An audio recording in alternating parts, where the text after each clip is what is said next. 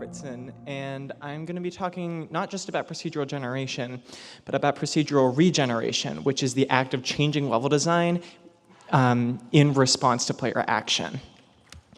So hi, I'm Heather. I'm a cool person, I like to think, but one time last year I was at this big shot industry party, and this guy that I know walked by with a couple of CEO types, and he just kind of turned to them and said, hey, that's Heather, she ate paper once.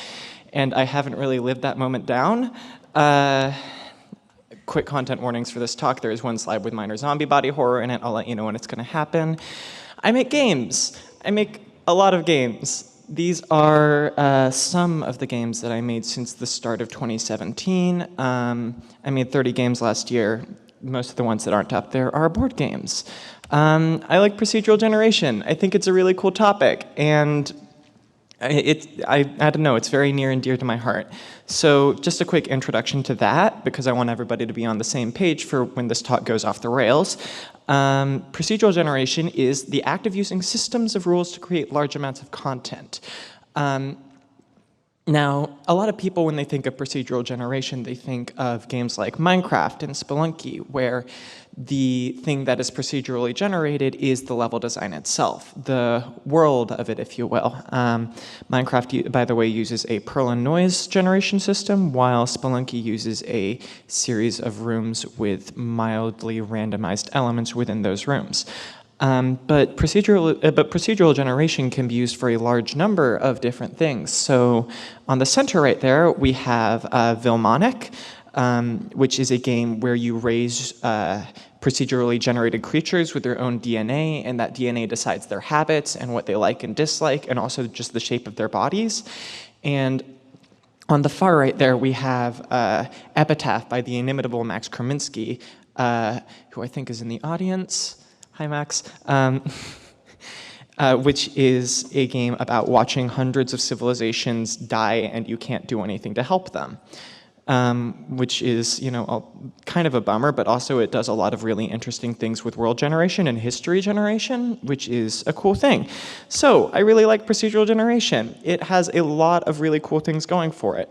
And while it may not always make a lot of sense from a level design perspective, there is a definitive level design aspect in procedural generation, and just it's important for everybody to have the same tools in their toolkit.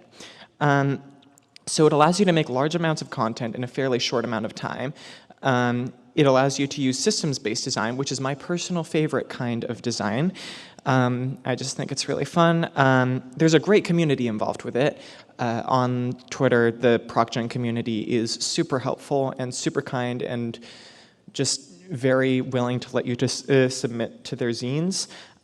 It's a lot of fun to work with once it's up and running. That is one of the main problems with procedural generation, is that until you have everything, you have nothing. And that's a very difficult concept to wrap your head around at first. So it is just a little bit scary, but also it's a lot of fun, and it's cool.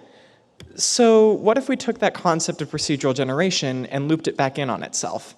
This is the part of the talk where we go straight into mad science territory, by the way. This is something that I have been calling procedural regeneration, which is the act of changing level design dynamically in response to player action.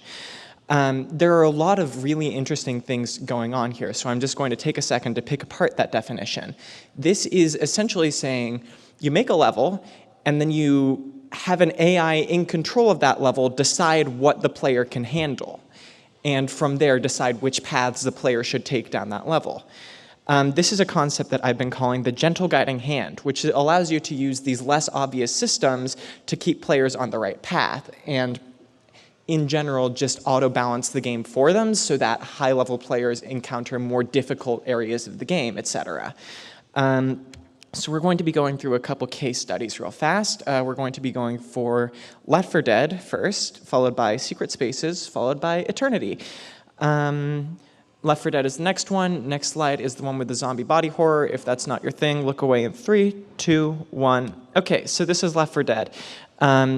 It is all right, we're off that slide now, a 4-player cooperative zombie shooter where you try to survive through hordes of zombies and make your way through the post-apocalypse in all these different areas, like a carnival and a mill and a hospital and all of these different places. And as you go through, like there are a lot of interesting things about this game. Like it is a very well-designed zombie shooter. But the thing that is interesting to me and relevant to this talk is that the AI in this game is all directed by something called the director, which, depending on how well you're doing, can throw all of these different obstacles at you, from spawning hordes of zombies to special zombies, to deciding whether you deserve a health pack, to changing physical level design, making players go down one path or the other, or moving the choke points, or just making it rain so that you can't shoot as well. And it does all of this stuff to try and give everybody a tense experience regardless of skill level, which is interesting from an accessibility point as well. The director does this through a combination of dynamic and static procedural regeneration elements. The dynamic ones are things like placing zombies in the environment, because that can happen in a spectrum of different locations, and the director decides exactly for that situation where that zombie should go. Meanwhile, static or scripted elements of procedural regeneration are the AI choosing between one of, say, 2 or 3 different scripts. Like if the player is above 75% health, they go down this hallway, and if they're below 75% health, they go down this hallway. As a general rule, dynamic is more difficult to implement for a lot of systems, but also potentially more rewarding, especially since there's this concept of a level that you can sort of know, but you can never truly know, no matter how many times you go down it. That's a really powerful experience. So let's just go down a quick example of procedural regeneration in a generic shooter game in action, so that y'all can see an example of what this is all about.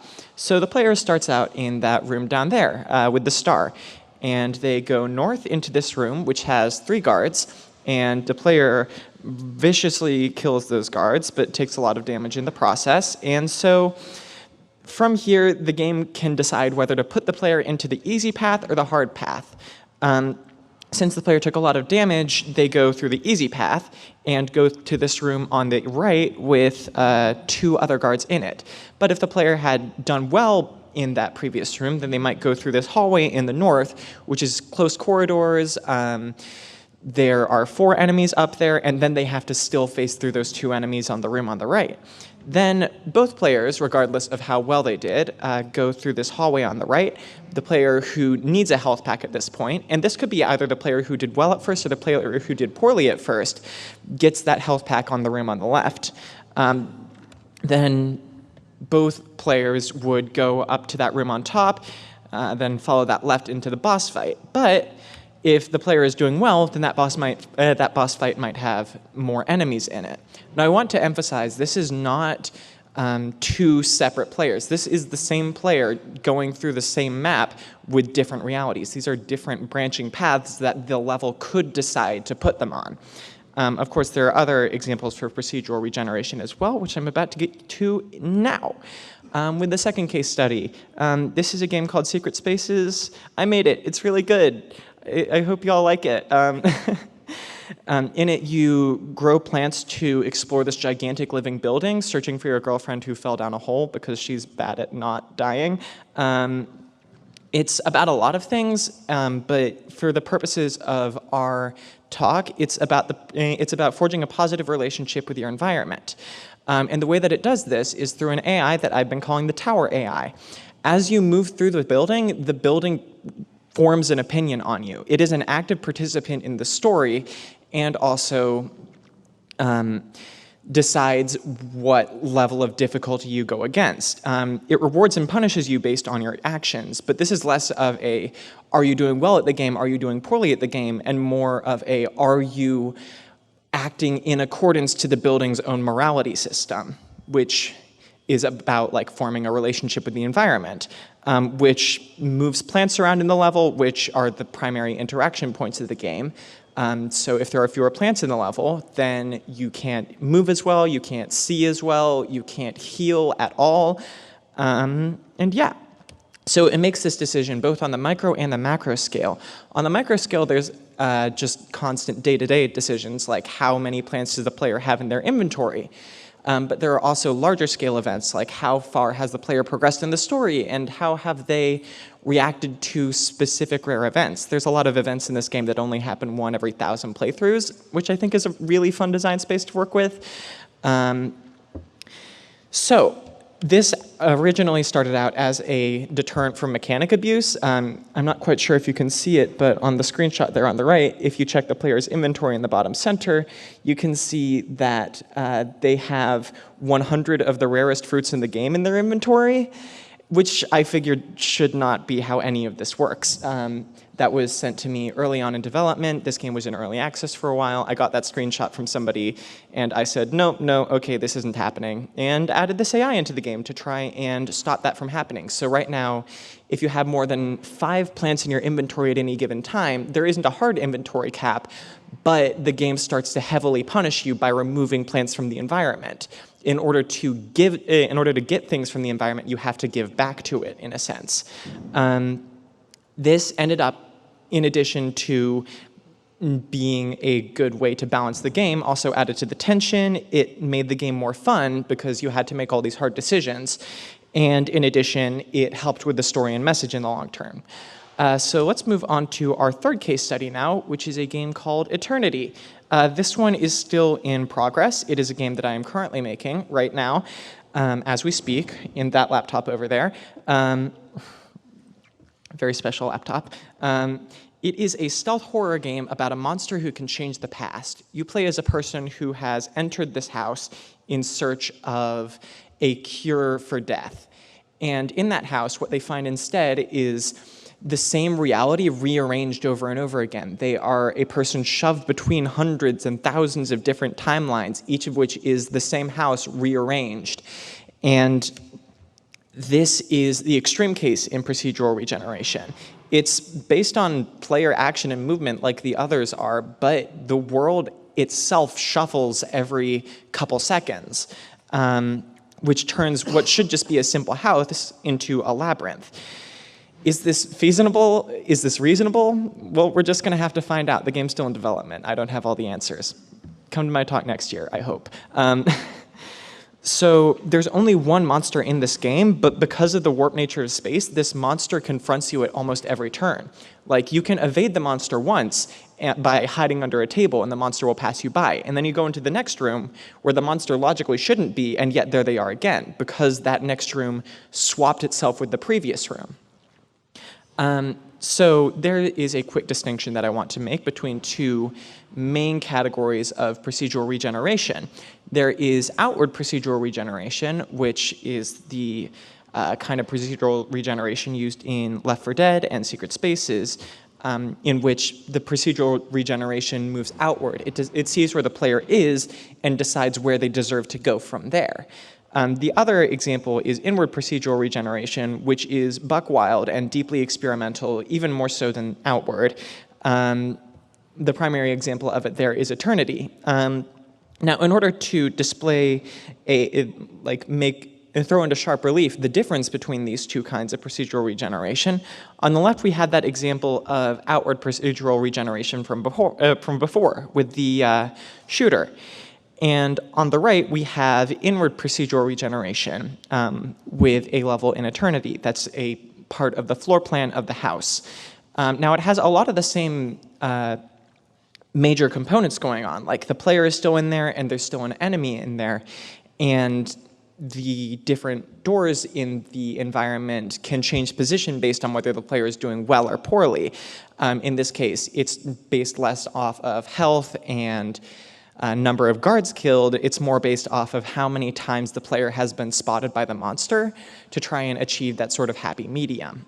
Of course, there is one major difference in that the level changes shape every 20 seconds. That's the main difference between outward and inward procedural regeneration.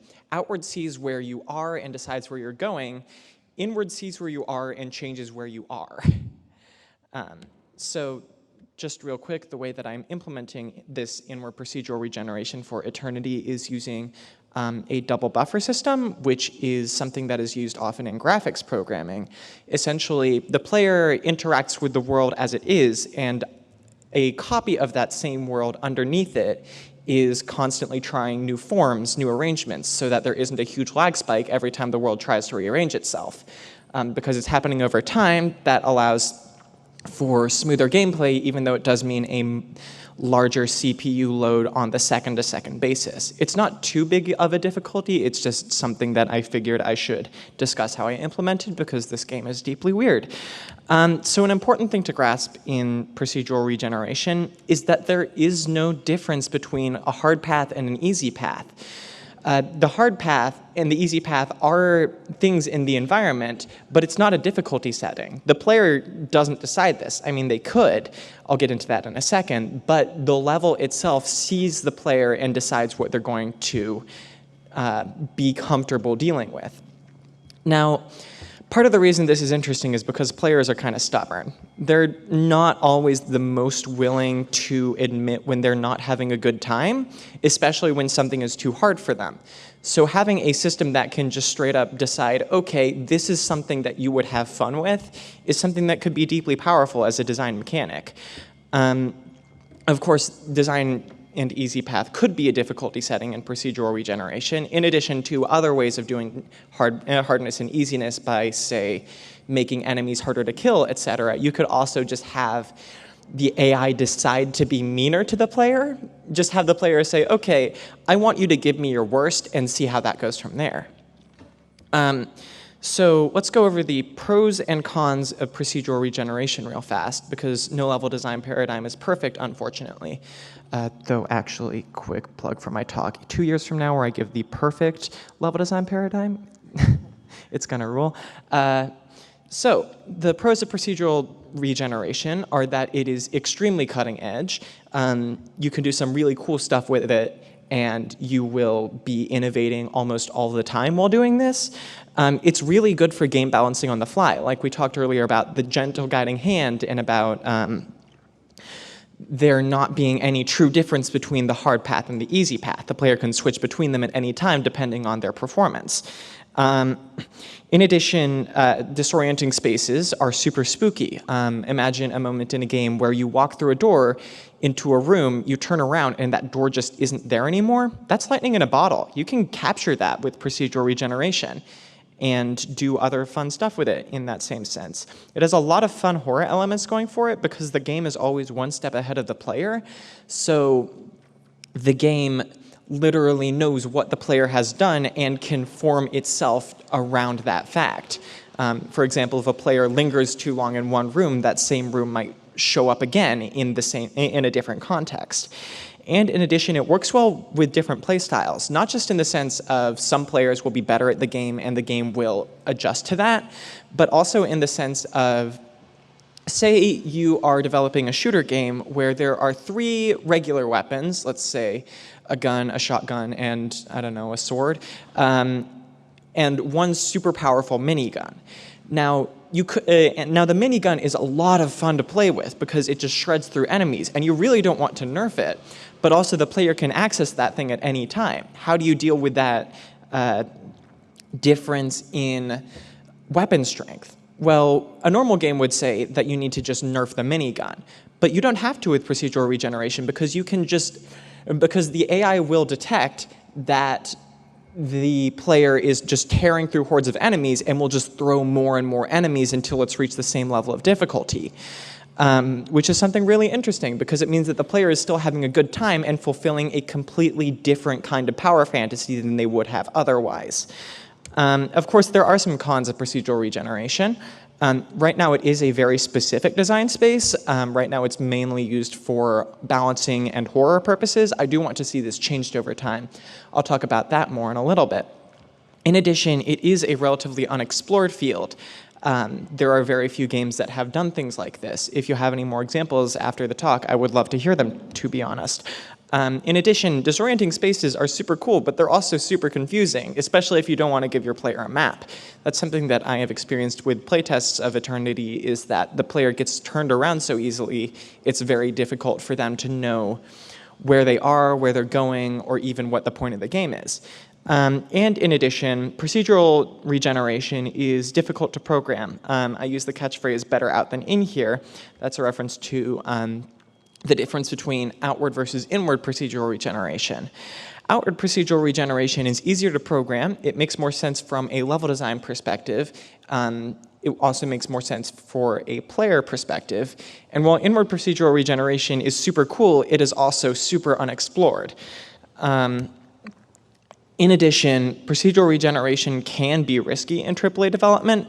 That's something that's true of all procedural generation paradigms, is that there's that same concept of you don't have anything until you have everything. You can't really start playtesting until you have the world, and you can't have the world until you've done hours and hours of coding.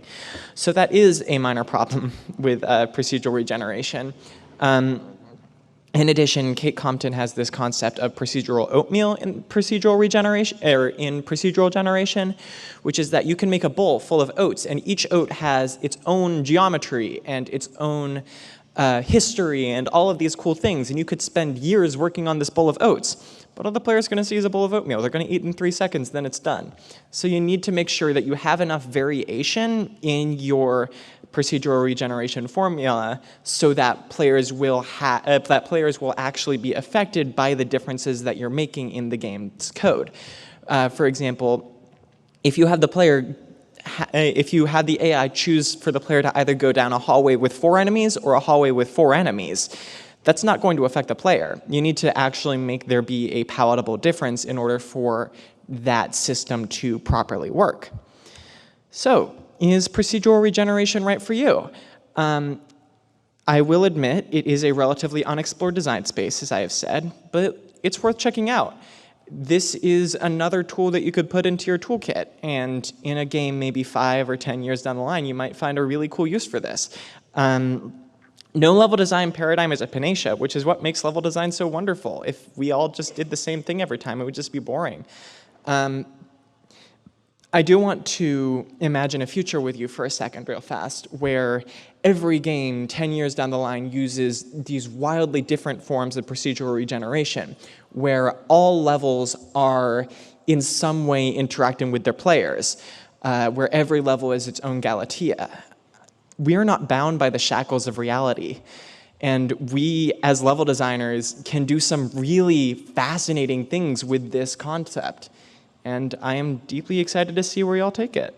So thank you. My name is Heather Robertson. There's my website, and my email, and my Twitter. We have a couple minutes for questions if people want to step up to the mics.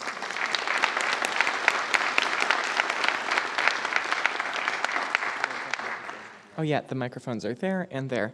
If anybody has any questions.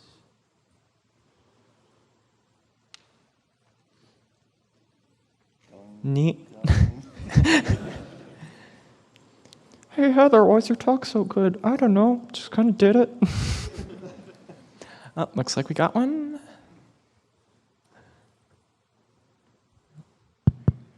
Hi. Hi. So how would you prevent players from, for example, in this case of procedural regeneration, how would you prevent players from, for example, abusing the system in terms of like going on the hard path, maybe like taking damage on purpose and then just going the easy way, and then taking damage again, going the easy way? That definitely is a thing to consider. I could see this really becoming a problem because you can no longer easily define how a speedrun works, because, I mean, like, you would have to figure out exactly what is the correct path to follow and how to take damage during certain parts, which then again is its interesting design problem in and of itself. But anyways, to answer your question, I feel like players don't want to intentionally take damage. They will just keep doing their best until their best isn't good enough, and they'll be put onto the easy path. And it doesn't just have to be hard and easy. There could be any number of paths going as a spectrum between doing really good and doing really bad. And if they decide to go down the path of having an easy time for a little bit, I feel like that's their decision to make. All right. Thank you. Thank you. Looks like we have another couple folks.